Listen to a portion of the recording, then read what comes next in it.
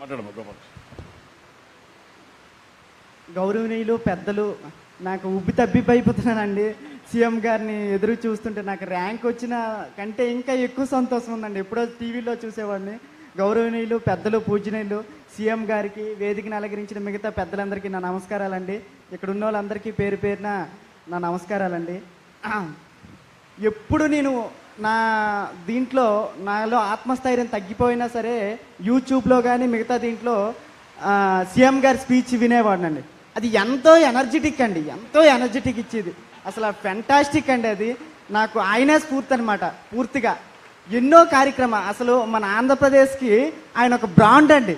ఆయన ఉంటే ఇంకా పూర్తిగా నాకు అనిపిస్తుంటుంది, ఒక 30 ఏళ్ళు సీఎంగా మన సారే ఉంటే ఎంతో బాగుంటుందనేసి నాకు అనిపిస్తుంటుందండి. నిజంగా చాలా చాలా కార్యక్రమాలండి. ఉదాహరణకి మన నదుల అనుసంధానం కానివ్వండి, మొన్న డిమానిటైజేషన్లో మొత్తం ఆల్ ఇండియా లెవెల్లో ఎవరా అని ప్రధానమంత్రి గారు మోడీ గారిని, సీఎం గారిని తీసుకొచ్చి ఒక కమిటీ వేశారండి. కమిటీ రిపోర్ట్స్ కూడా నేను చదివాను, చాలా చక్కగా ఉన్నాయండి. ఇంకా చాలా వేరియస్ ప్రోగ్రామ్స్ అండి. ఎస్పెషల్లీ మా ఎడ్యుకేషన్ సంబంధించి తీసుకొస్తే అసలు మిడ్ డే మీల్ అనే కార్యక్రమాన్ని మొదట మన స్టేట్లో ఇంతకుముందు ప్రారంభించింది ఆయనేనండి. నాకు బాగా గుర్తు. తర్వాత నేను పూర్తిగా ప్రైమరీ ఎడ్యుకేషన్ నుండి సెకండరీ ఇంటర్మీడియట్ వరకు పూర్తిగా గవర్నమెంట్ స్కూల్లోనే చదువుకున్నాను సార్. తెలుగు మీడియంలోనే చదువుకున్నాను సార్. డిగ్రీలో డిస్టెన్స్ ఎడ్యుకేషన్లో చదువుకున్నాను సార్. నేను 2006 డిఎస్సిలో ఎస్జిటిగా సెలెక్ట్ అయ్యి ఇప్పటి వరకు పనిచేశాను సార్. అయితే ఇంకా అనేక రకాల కార్యక్రమాలు నాకు ఎంతో స్ఫూర్తినిస్తాయండి. ఆయన మాట తిరిగాను నాకు ఇప్పటికీ బాగా గుర్తండి. హుదూద్ తుఫాన్ వచ్చింది. హుదూద్ తుఫాన్లో అసలు ఆయన చేసినది వండర్ అండి. అసలు అద్భుతం, మాటలు చెప్పడానికి చాలావండి. అటువంటిది ఒక చిన్న బస్సులో కూర్చొని ఎటువంటి ఇది లేకుండా పగలు రాత్రి అందులోనే గడిపి ఆయన స్వయంగా రంపం పట్టుకొని చెట్లు అవన్నీ కోసి అసలు అద్భుతం అండి. అప్పుడు ఒకసారి చిన్న విషయం మీద నేను సెక్రటేరియట్కి వెళ్తే అక్కడ సెక్యూరిటీని అడిగితే, సార్ అంటే ఉదయాన 7:30 ఆ టైంకి క్యారేజ్ పట్టుకొని వచ్చారంటండి.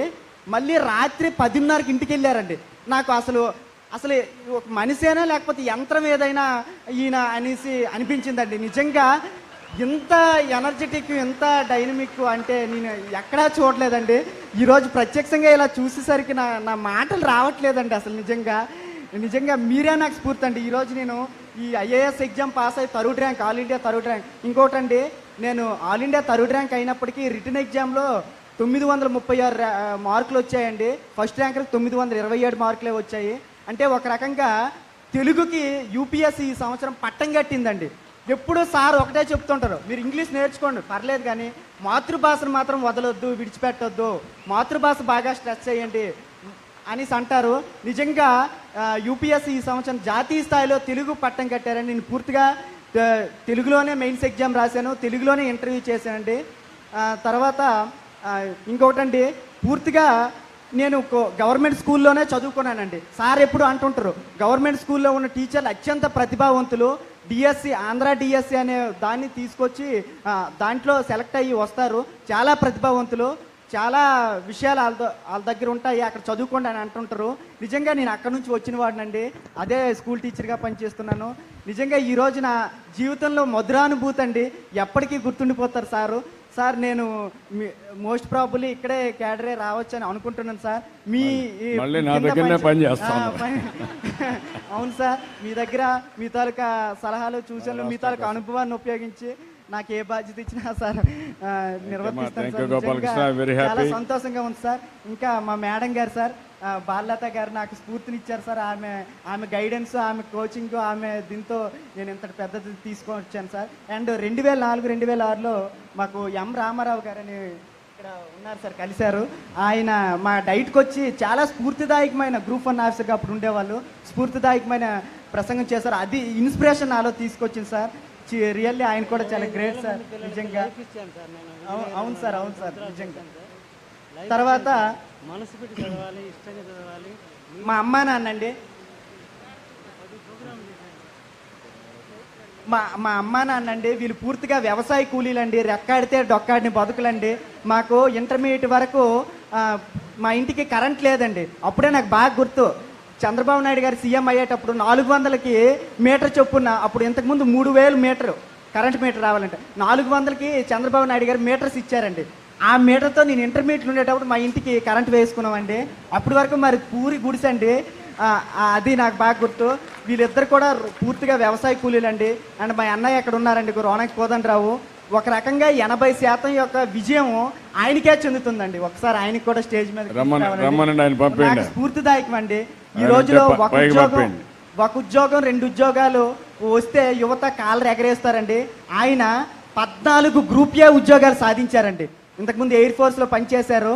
ఎయిర్ ఫోర్స్లో పనిచేయడం వల్ల ఆయనకి విడిచిపెట్టకపోవడం వల్ల ప్రతిసారి ఎగ్జామ్ రాయడము, పాస్ అవ్వడము, బ్యాంక్ పీఓస్, ఆల్ ఇండియా రేడియోలో ప్రోగ్రామ్ ఎగ్జిక్యూటివ్, తర్వాత LIC AAO, United Indian insurance company AO, SBI PO, ఇలా రకరకాల పరీక్షలు ఆయన రాశారు. 14 ఉద్యోగాలు వచ్చాయండి. ఆయనే నాకు స్ఫూర్తి అండి. 80% ఈ క్రెడిట్ అంతా ఆయనకేనండి చెందుతుంది.